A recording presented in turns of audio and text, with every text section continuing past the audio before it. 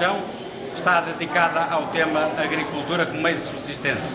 E como ligada à agricultura, bom será que comecemos pela Casa do Lavrador e iremos mostrar principalmente a parte nobre dessa casa, que era a cozinha.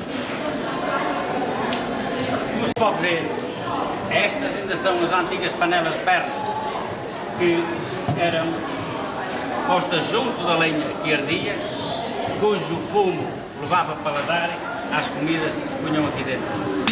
Mais tarde, ou antes disso, havia também a louça de barro, que muito bom era o café que ali se fazia, muito apreciado na altura em que elas faziam a função de dar o cafezinho vindo do almoço.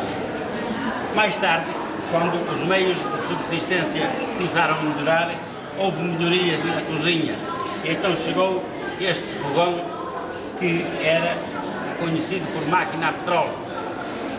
Trabalhava a petróleo que era lançado por este orifício.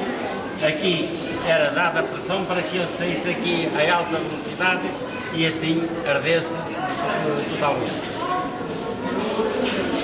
Aqui temos uma parte dos utensílios usados na distribuição do leite.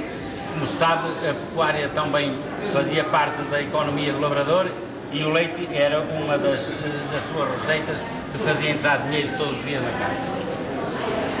Agora temos aqui a tradicional mesa, bancos de correr para caber mais gente, uma toalha de linho em cima da mesa para evitar as impurezas, as louças da época e a tradicional luz que era utilizada por toda a gente, juntamente com as candeias de azeite, já que a eletricidade ainda não tinha cá chegado nessa altura. Mas, quando os noivos eram ainda pobres, muitas das vezes não era mais que isto que havia em casa deles e nem sequer isto havia, porque muitas foram as vezes em que se comeu no preguiceiro, que é esta peça aqui dentro, e que, para além de servir para recostar junto da lareira, dava também para, na altura própria, abrir aqui esta espera, chamar abaixo da mesa e então Maria pode ver o caldo, isto está pronto a comer. A carpintaria era também uma função ligada à lavoura, quer para fazer ramadas, para fazer as caixas onde deitavam o pão, quer inclusivamente para atuar como tanoeiros na arte de tratar as pipas. Vemos aqui vários utensílios de carpintaria que se usavam na feitura das caixas em que era guardado o milho ou o feijão. Temos o trado, o berbequim, o esquadro, o serrote, a granolopa. Esta peça era muito importante na feitura ou reparação destas arruelas, que era com isto que se faziam as pipas e haviam de guardar o vinho lá no lado. Se este rebordo não ficasse totalmente direito, era certo que a pipa poderia botar o vinho. A velha serra também funcionava constantemente na casa do lavrador. E para não esquecer, um machado, que este até tem orelhas e tudo. A enxó servia para desengrostar a madeira, para não levar tanto tempo a trabalhar com a reloca, e a pelaina servia para alisar a madeira em curtos espaços, porque se fosse usada a planar grandes superfícies, acabava por provocar ondas na tábua, não a deixando direita de forma alguma. A direitura era garantida pelo tamanho que tinha no pau da reloca. Os pipos do vinho, ou as pipas do vinho, eram então assim, tratadas pelos carpinteiros, que usavam esta técnica para apertar os arcos com esta peça de ferro. Punham aqui e iam batendo toda a volta até que o arco ficasse totalmente certo e totalmente apertado.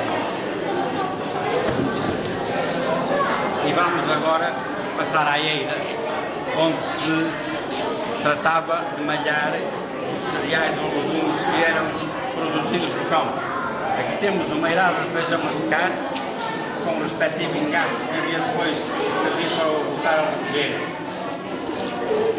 E mais aqui, uma cestada de espiga que secavam ao sol, tinham já prontos os malhos que haviam de fazer separar do parolo do grão de milho e que serviam igualmente para tirar o feijão. Este barrisco servia para aquele que não ia com o engaço no rolo ser voltado a juntar até que desse a altura suficiente para poder ser apanhado até ao fim. Ali está o parolo, ficava depois das espigas terem largado o pouco grão que era utilizado na feitura do pão. E depois, para que tudo ficasse direitinho, tínhamos aqui um limpador que era mais conhecido por tarara e que funcionava com um tambor que girava e produzia vento. Ele passava por dentro do cereal,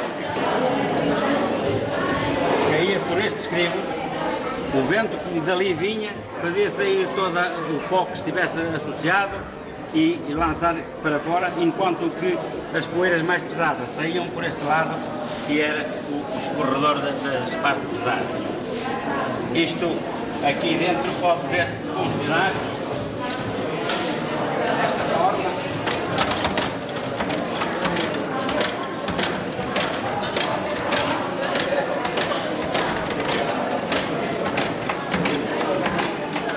Tínhamos visto o limpador dos cereais e como funcionava. Neste momento estamos já na venda e aqui se poderá mostrar como eles ficavam quando saíam da tarara ou limpador, como se chamava. Temos aqui feijão totalmente limpo e temos aqui uma variedade de milho amarelo que é muito bonito, parece mesmo ouro, mas não se enganem que isto é mesmo cereal. Outro produto que o lavrador vendia era a batata, que fazia parte também do orçamento da casa, plantar batata para vender e ainda mais milho. Aqui tem a particularidade de estar numa meia rasa, que era uma medida que levava 20 litros de cereal. E o feijão está numa quarta que correspondia a 5 litros do mesmo. Isto era a balança onde se pesavam os produtos da terra para venda. E aqui está um trigo que teria ficado muito bem se tivesse sido posto à beira da tarara, porque a função é semelhante à que a classe desenvolve. O que a senhora, ou digamos a dona da casa, costumava usar para aqueles gastos que normalmente até nem o marido devia saber o que é que ela gastava, então havia uma mercadoria que só a dona da casa é que lidava com isto e, portanto, fazia parte das economias para aqueles gastos, quantas vezes até para dar uma blusa mais nova à filha, que estava na idade de se casar e o pai não tinha nessa altura dinheiro, e ou era resmungão e não lhe queria dar, e ela socorria-se o dinheiro dos ovos para fazer a vontade à filha. Também a cebola era outro produto que se podia adquirir nos lavradores e que aqui se vê muito perfeito. Depois temos um produto que se pode chamar produto da viticultura, mas que nós vamos falar nele provavelmente quando viermos de lá para cá, uma vez que vamos primeiro falar da forma como ele é feito, porque isto não cai do céu para entrar nos barris, é preciso antes disso trabalhá-lo. É o caso da vindima, que aqui está representada quase a sério. Só faltam os homens a vindimar. Temos a escada, onde os homens subiam, a cesta com um gancho que se segurava no passal da escada. Faltam aqui as tesouras, normalmente também se usava uma navalha. Temos aqui o produto de onde saía o vinho, uvas mesmo a sério, e aqui tínhamos os elementos de prova para se ver se o vinho servia ou não servia. Aqui está um utensílio que, embora tenha a ver com as ramadas onde o vinho era feito, suponho que estaria mais adequado se colocado junto do banco do carpinteiro, pois eram os carpinteiros que trabalhavam com esta.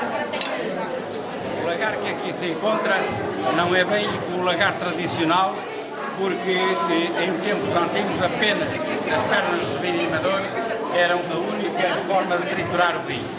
Mais tarde, o branco, que não necessitava de ser muito mexido, passou a usar-se o rolador do vinho, que levava já metade da casca ruída para a balsa, que depois ficava aqui até ferver e se tirava para uma valsa diferente disto, que era mais semelhante àquele funil ali colocado, e que fazia parte da aparelhagem aqui. O funil era semelhante a este, só não tendo buraco para deitar nas pistas. Mas vamos falar do vinho era tinto. Isto representa o lagar onde os homens entravam e pisavam durante 2 horas, não só para que o vinho ficasse relado, mas para mexer mesmo a parte da casca da uva, para saltarem todas as partículas que faziam parte da uva e que iriam dar a cor e o paladar ao vinho. Então, depois disso, era trazido em canto, neste canto do lagar, para as pipas, onde repousava até ao São Martinho, a altura em que era provado e se começava a comercializar.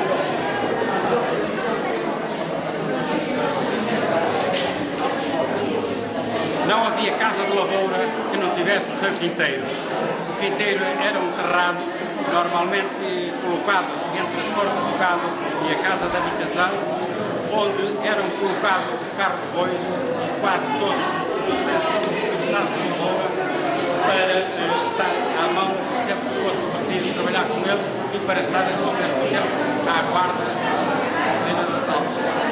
Neste momento, temos aqui o quinteiro com um carro já carregado com uma pipa que eu estou a ocupar para o senhorio, onde vai para ser entregue ao comprador que veio buscar a minha casa.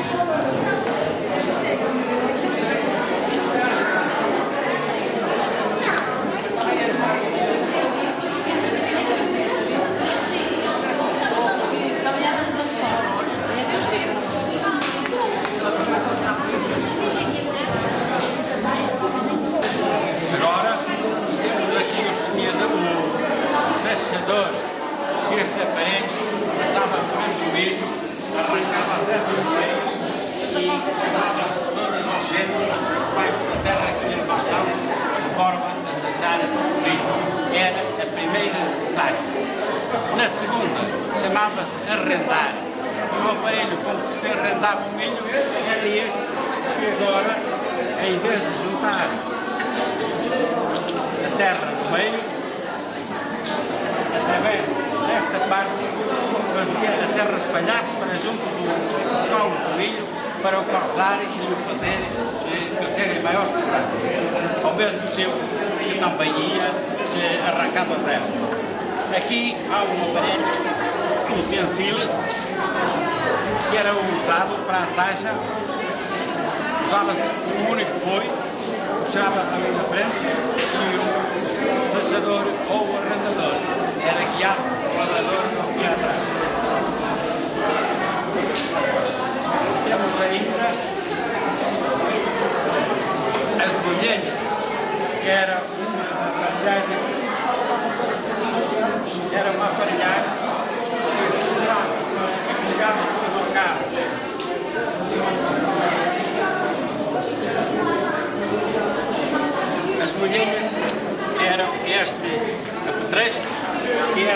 cingidas ao jugo e apertadas fortemente com fitas de cabedal para vir fazer a força no tamoeiro que puxava o carro os caminhos adiante.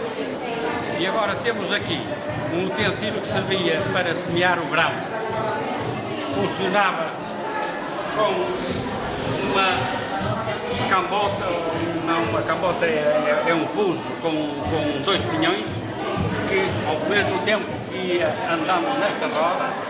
Estas são dentadas e seguravam o grão e iam deitando ponto por ponto, de maneira a distribuir pela terra toda.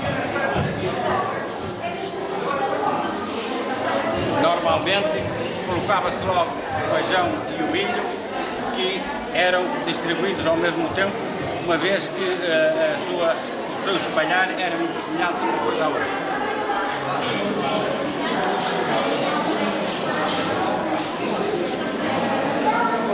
Temos aqui o arado, que era com este aparelho que se lavrava a terra antes de nos aparecer o trator. Funcionou neste estilo e ainda um mais antigo, que era feito em madeira, tinha apenas o bico em ferro.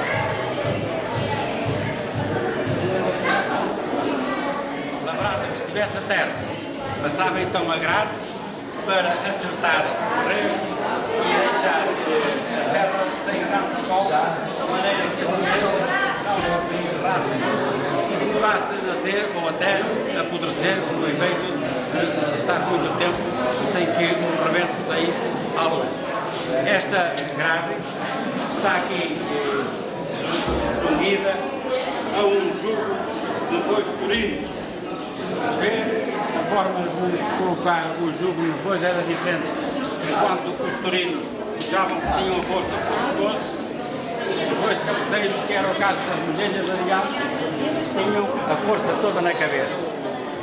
E agora que apresentamos toda a lavoura, vamos apresentar também uma atividade que era subsidiária da lavoura e que era das mais importantes que havia por esta zona, e porque compreendia uma importância avultada de rendimento as casas que tivessem esta matéria-prima para vender. É o linho em toda a sua extensão.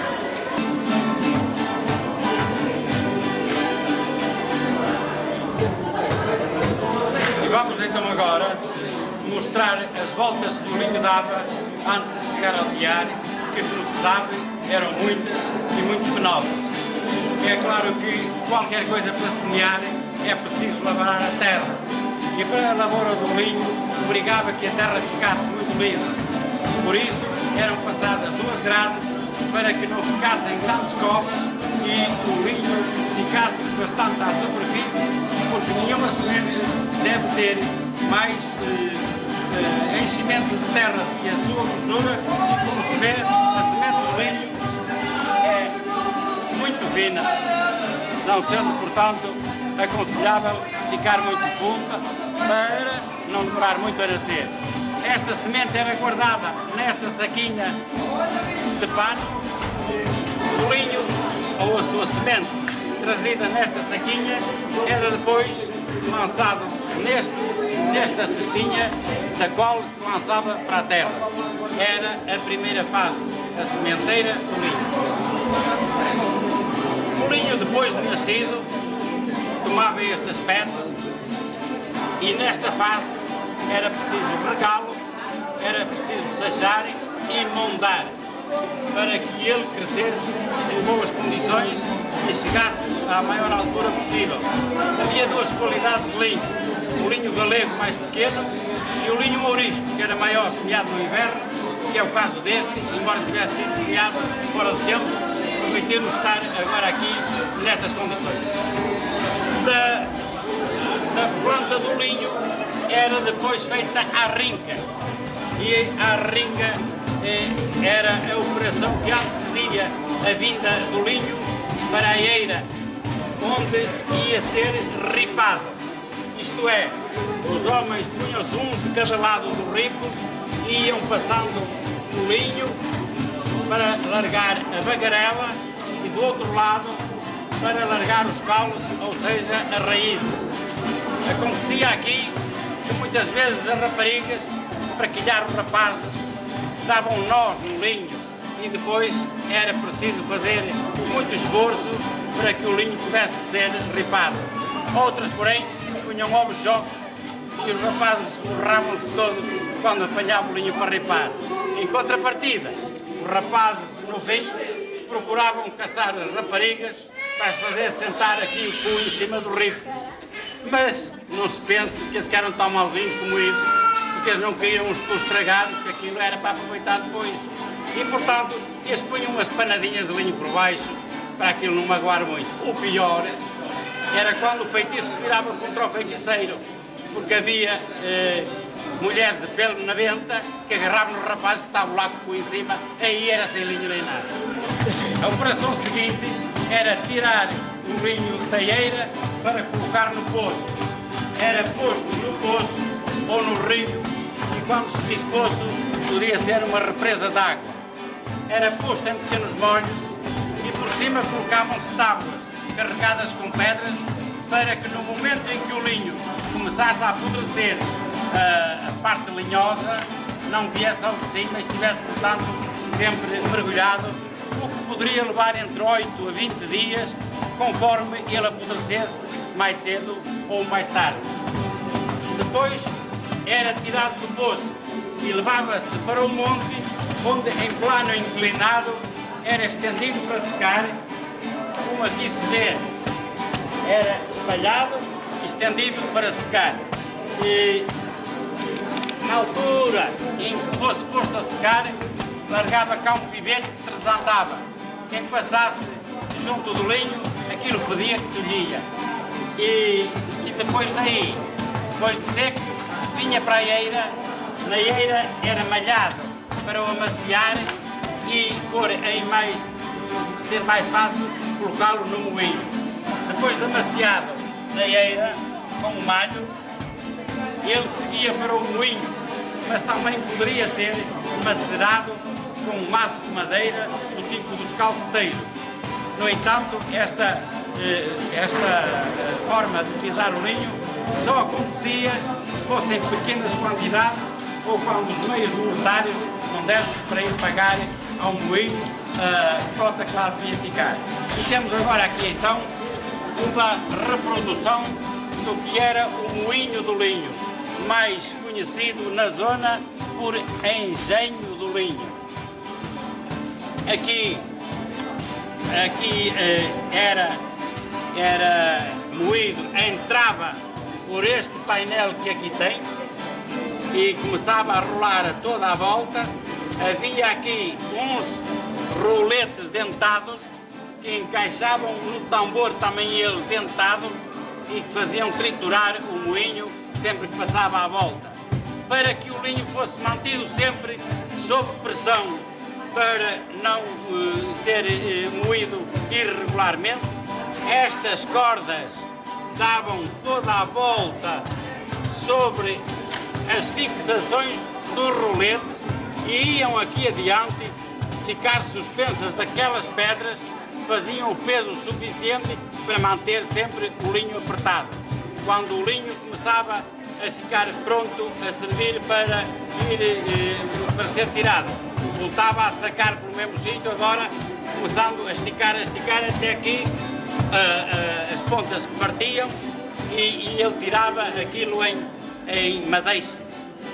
Que daí seguia, é bom que se diga que neste momento terminava a fase em que o homem tinha a ação direta na preparação do linho.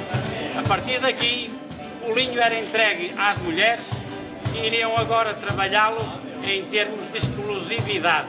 Da hora em diante, não volta a aparecer a mão do homem no linho. Do moinho vinha para o espadadoiro e era aqui que começavam os grandes serões de linho. Como se vê, o espadadoiro é esta parte que tem uma tábua aguçada, e a espadela, que é este utensílio, servia para lhe retirar toda a parte linhosa que o linho traz ainda do moinho. Como daqui ainda tinha algumas impurezas, o linho vinha para o seteiro. O seteiro, que era o local onde... Perdão, deixemos explicar que fica para trás uma secção que deve ser referida. Neste momento, o que está a sair da espadela são os tomentos. Os tomentos é a parte mais grossa que o linho tem, embora já misturado com fibras. Mas como as fibras aqui ainda não estão suficientemente lisas para ir à roca, nós tínhamos a passagem ao seteiro. Seteiro, que significa como pôr em seda, isto é, pôr o linho de tal forma macio que fosse capaz de se fiar em fios fininhos para os trabalhos mais finos, como toalhas, roupas e outras coisas semelhantes. Mas aqui também ficava um produto que também era utilizado depois, que era a estopa. Tanto a estopa como os tomentos eram passíveis de ser depois tecidos mais tarde. Simplesmente já era para trabalhos mais grosseiros ou para gente de menos posse. Dizia-se até, coitados dos criados, dos labradores, que têm de aguentar com as camisas de tomentos, porque aquilo fazia cá uma comichão no corpo que era de estalar. Então, passado do seteiro, o fio segue para a roca. E na roca começa o fio a tomar forma. Esta senhora vai fazendo girar o fuso e torce o fio para o tomar mais fino e de vez em quando vai mesmo com os dentes compor a textura do fio para o desenmaciar das partes mais grossas que vêm acopladas a ele. E antes de continuarmos, vamos fazer referência a uma cantiga que encaixa perfeitamente neste momento. A poesia popular associava-se aos trabalhos do linho e no ponto que estávamos agora a referir aparece esta: quem me dera ser o linho que vós na roca fiais, quem me dera tantos beijos como vós no linho dais. Era o momento em que a fiadeira vai com os dentes compor o linho. E então a fiadeira respondia: se eu hoje te desse um beijo, tu amanhã outro querias. Andava sempre a pedir um beijo todos os dias. E depois deste momento de poesia popular, vamos continuar com a explicação do que seria o trabalho do linho no tempo dos nossos avós. Como eu disse, tinha chegado à roca e da roca passa para o fuso. O fuso é esta peça e daqui saem as maçarocas, mas saem de uma forma muito especial. A maçaroca vai no próprio fuso e vai para o sarilho, onde é colocado o fuso nesta extremidade e depois com a ação da ensarilhadeira ele vai se transformando em meadas.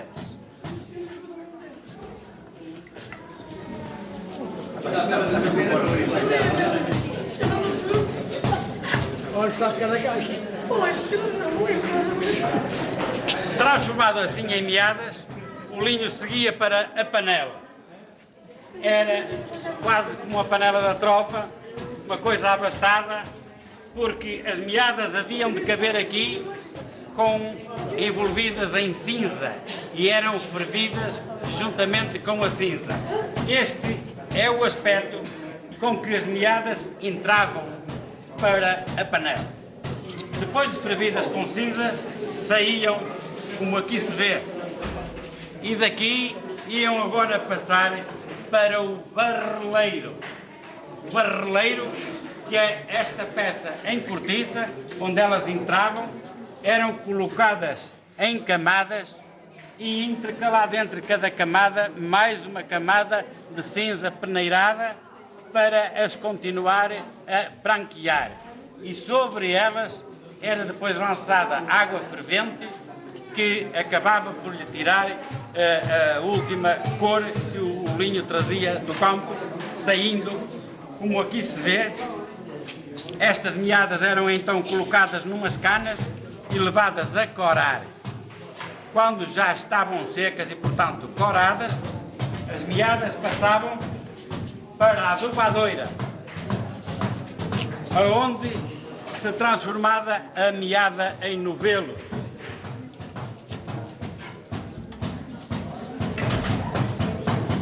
O novelo começava desta forma e ia engrossando, até que chegava a este tamanho.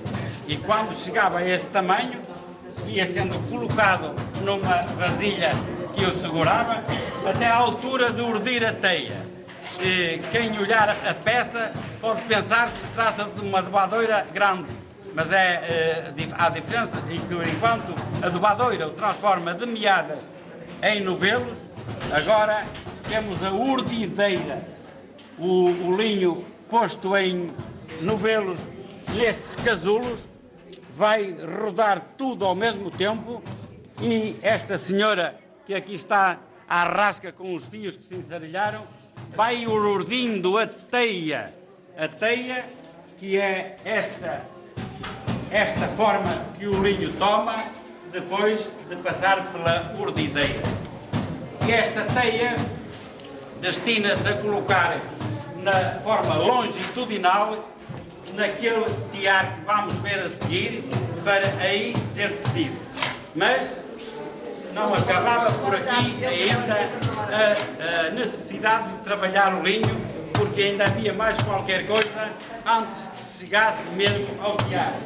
E isso era o fazer estes rolinhos que se chamam canelas, e por isto essa peça tomava o nome de caneleiro.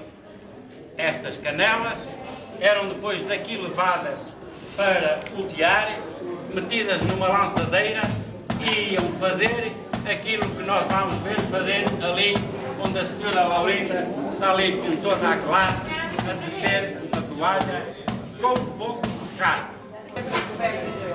As voltas que o linho dava até chegar aqui eram, como se vê, estendidas por quase todo o ano, dizendo-se muitas das vezes que o linho dava trabalho para um ano inteiro, por isso se tornava uma peça de estimação, e como peça de estimação era uma peça cara, como é bom de ver. Mas daqui, desta parte final, onde o linho acabava, saíam estas maravilhas que aqui se pode ver, uma toalha. Aqui peço à senhora Laurinda que largue o seu assento e nos venha dizer o que é esta toalha. Temos então connosco a mestre de tecedeira, a senhora Laurinda Ribeiro do Couto, que tem a arte de saber manejar como pouca gente estes fios de linho, que de tão fininhos que parecem, dá a impressão que nunca mais chegariam a uma toalha deste tamanho. E como se vê, fazem-se coisas enormes através de fios minúsculos. Senhora Dona Laurinda, isto é como se chama um lugar, é? É uma toalha de olhos. De mesa. De mesa, e chama-se de três pegueiras. Sim, sim. O que é que são as três pegueiras? Depois ali faz feitio. A gente carrega com uma na outra e faz os feitios. Muito bem, então é uma arte que ela sabe explicar, mas a gente não fica a perceber nada, porque isto é mesmo para quem sabe. E depois temos aqui a seguir.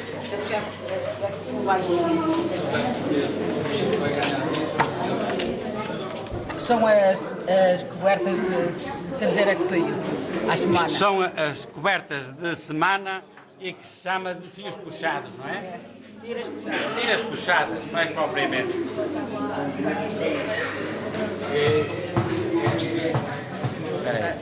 Água às mãos. Isto é uma toalha que se chama de água às mãos. Diz aqui a senhora Dona Laurinda que isto foi tecido por ela e é de água às mãos, Mas como aquilo foi naquela teia que eu disse.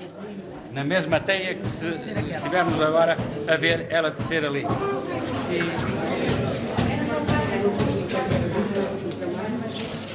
E é isto, uma toalha de coroa de rei. Perdão, a senhora Dona Laurinda acaba por nos explicar que é uma coberta de coroa de rei.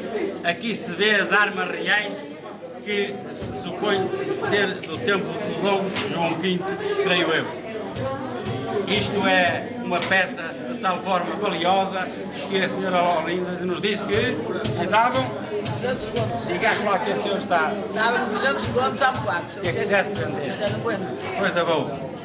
Não, que agora tu fazes o E temos agora então aqui uma outra habilidade de uma irmã da Dona Laurinda, a senhora Dona Emília do Couto, Maria Emília Couto Ribeiro. Maria Emília Ribeiro. Maria Emília Ribeiro Couto, e que nos vai explicar o que é isto e que nos faz. Os tapetes feitos no tiara. Porque isto tem muito valor, porque há muitas pessoas que dizem que isto não foi feito no tiara, não acreditam. Mas isto basta ver por avesso. E isto é feito noutro tiara pequenino, um tiara feito próprio, esta franja, um tiarazinho próprio para ele. Portanto, isto já foi feito para uma exposição, na escola. Diz-nos a senhora Dona Maria Emília que isto está tão perfeito que há quem pense que se trata de bordados de arraiolos, mas não, diz que basta ver-se por aqui para se perceber que isto é obra de tiara e já não é, pelos vistos, a única exposição em que eles têm maravilhado todos quantos os admiram. Portanto, aqui faz coisas muito bonitas. Muito bonitas. O tiara, Os 4 paus mal amanhados. os 4 paus mal apanhados de tiara saem coisas mesmo muito bonitas. Depois de devidamente marcadas com esta marca que aqui se vê, todas estas margens de linho a que chamam varas. Este espaço é uma vara e há pessoas que querem tecidos de uma vara ou de vara e meia. A senhora Dona Maria Emília vai agora dar início ao tirar sateio.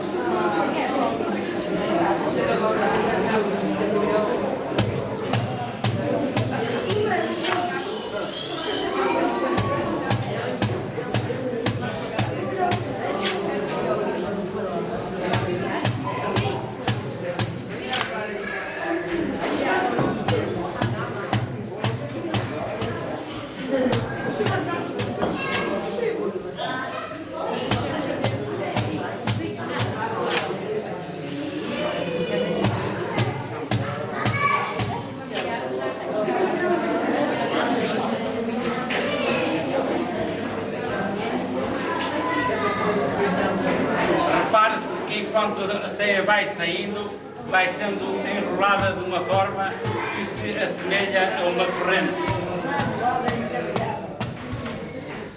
É encadeada, não é? Pronto, seja encadeada, aí está a justificação, porque me parecia a mim uma corrente.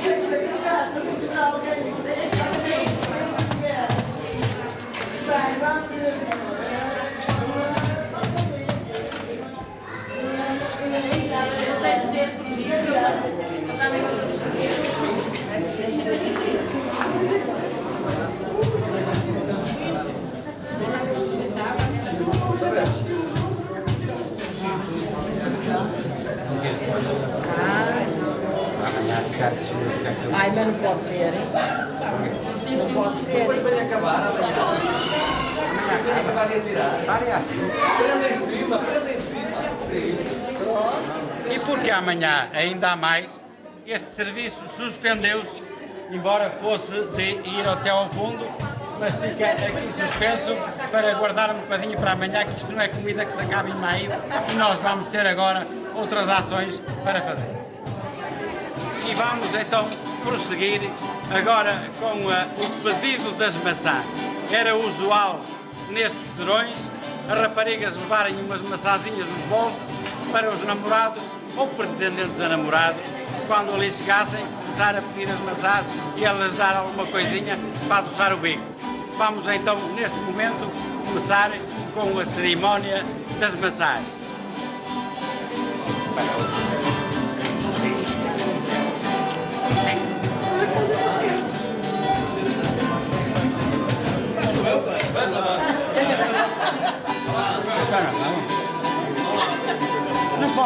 Ao Sadinho. Ao Sadinho. Ao Sadinho.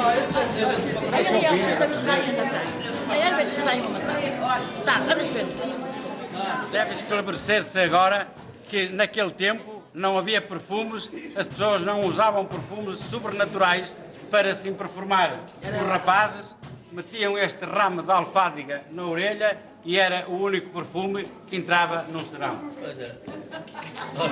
Ao menino. Não é uma maçãzinha para a gente. Não volta, não tem maçã. Só se for filhos, agora não há maçã. Mas os filhos atrasam nos dentes. Não vai lá. Estamos aí,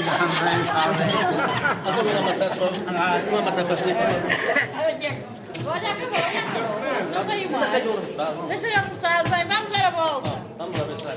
Vamos lá. Qualquer coisa. Vem, também. Vai lá com Deus. Vai lá com a saldinha.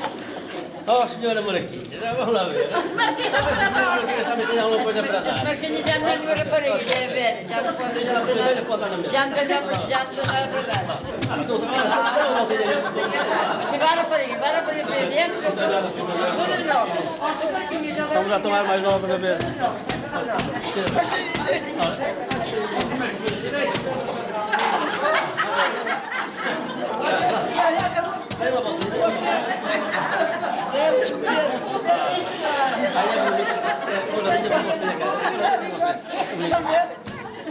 É coradinha? Não. Vamos lá ver.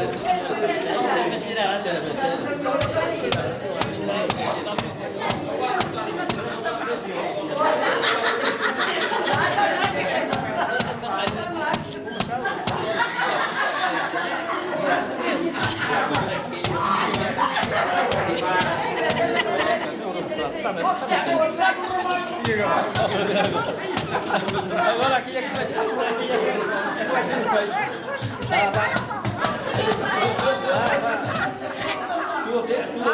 Agora aqui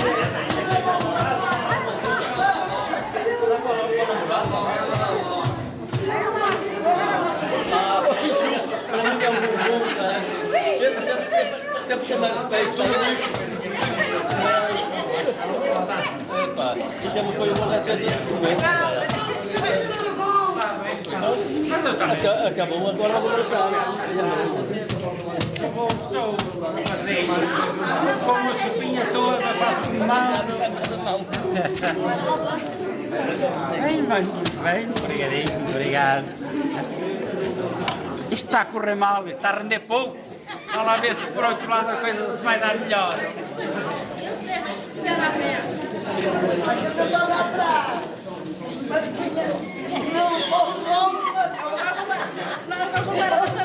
Ainda volta atrás.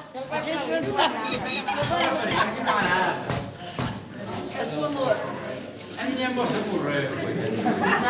Teve um ataque de gás. Aquilo foi-se abaixo, foi um retenso. Até há quem diga que foi uma fisgada.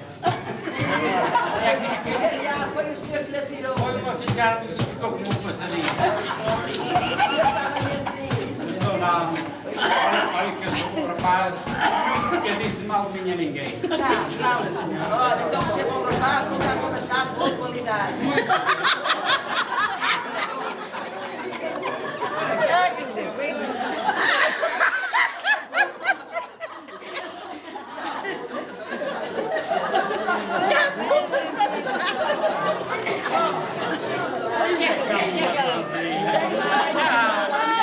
Exatamente. Isto aqui é que não foi Ai, tadinho da filha da... E assim se terminou a cerimónia das massagens e vamos então agora à merenda, porque esta gente já está com a barriga vazia e eu vou chamar a minha mulher para ir buscar a merenda e eu vou me encarregar de trazer.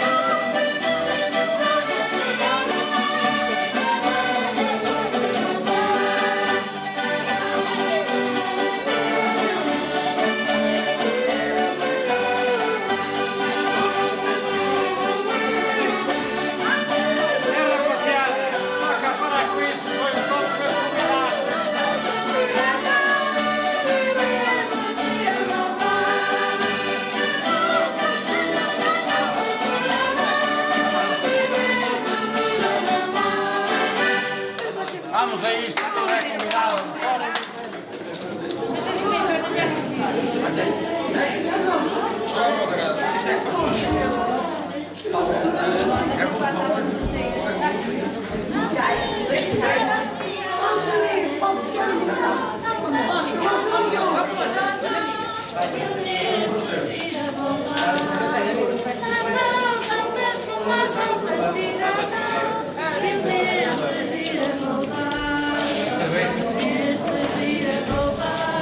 Quem é que já tem sede?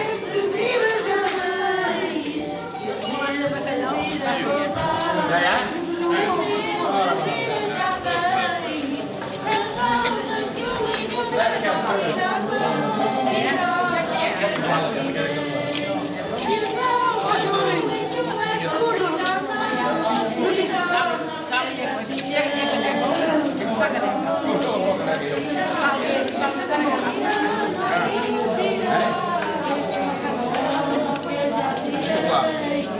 Tira, não que vou tirar.